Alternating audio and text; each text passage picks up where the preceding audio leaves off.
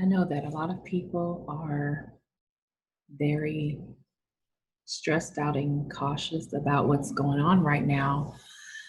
And I have had discussions with people, and it's interesting to note that in our current civilization, um, we're somewhat pampered and taken care of.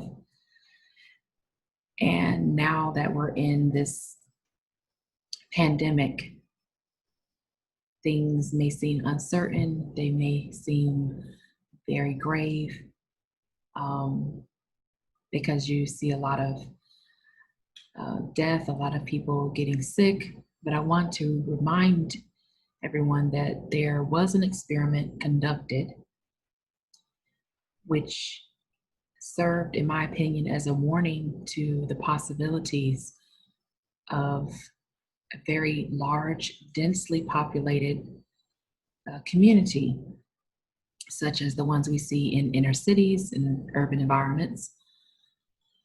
And it showed the effects of this type of environment um, using mice. The study was conducted in 1970s, the early 1970s, and published here. This is a journal and a study conducted primarily by John B. Calhoun. The title of the paper they published was Death Squared: The Explosive Growth and Demise of a Mouse Population. And of course, this study was used as a way to model the effects of this type of environment on humans, giving some form of future effects on society if the population continued to rise without any regulation or control. The authors of the study decided to reference Revelations. And they talk about the pale horse, and they talk about the four horses and what they represented, and many other things. They show some of those things here in Table 1.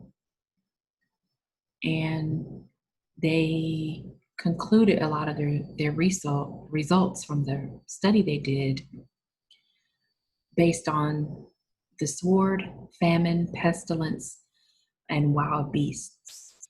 Also, ecological expression, including immigration, resource shortage, inclement weather, such as fire and cataclysms of nature, disease, and predation.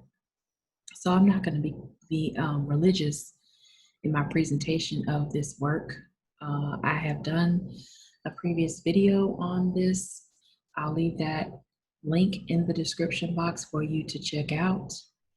But this is a picture of universe number 25.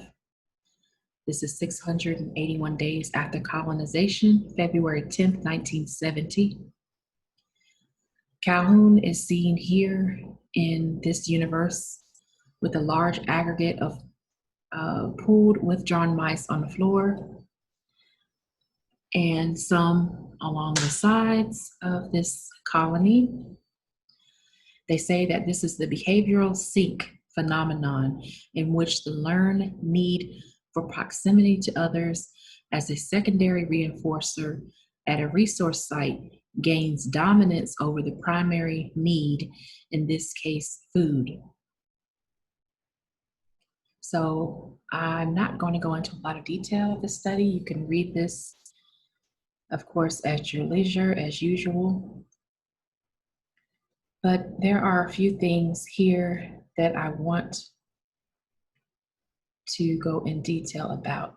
They have some graphs and figures.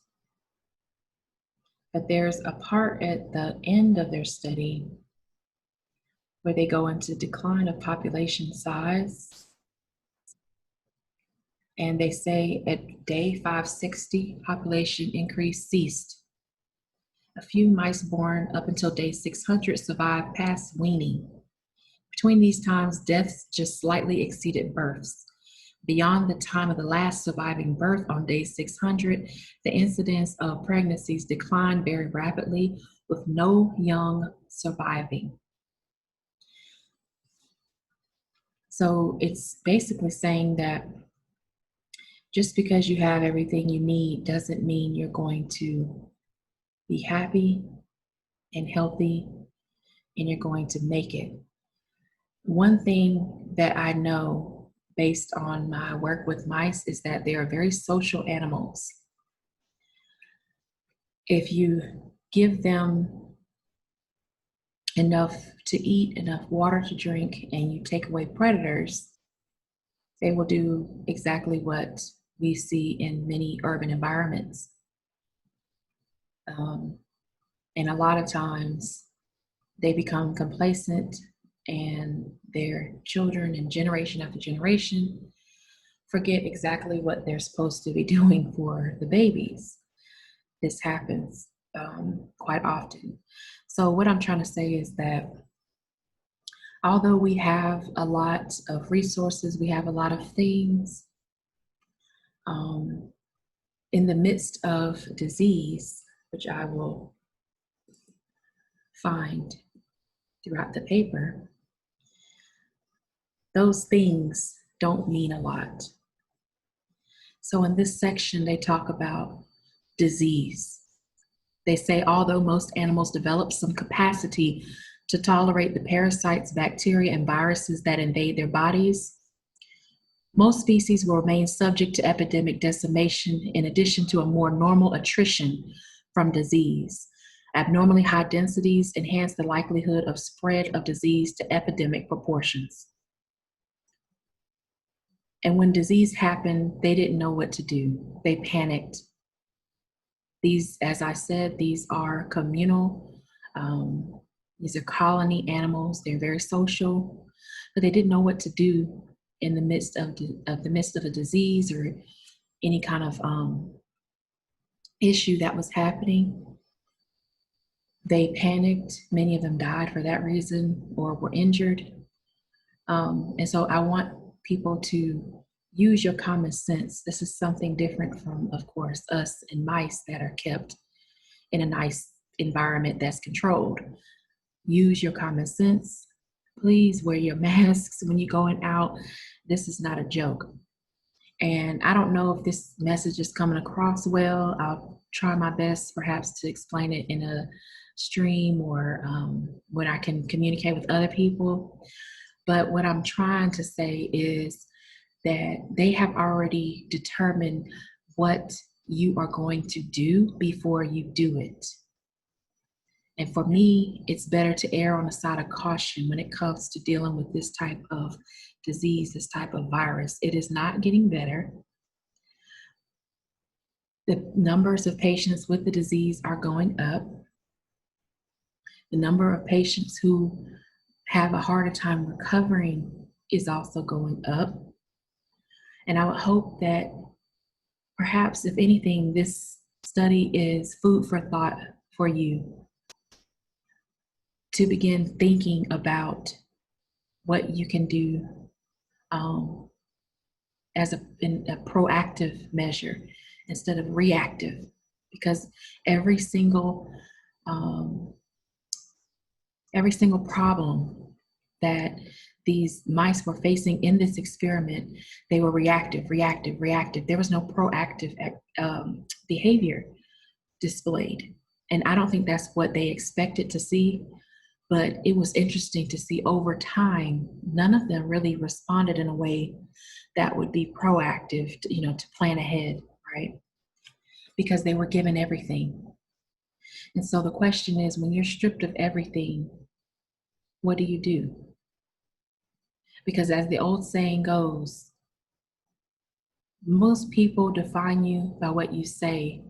But to me, and time shows that people are judged by how they respond in times of adversity. I'll leave you with that. Thank you for watching. Please let me know what you think in the comment section.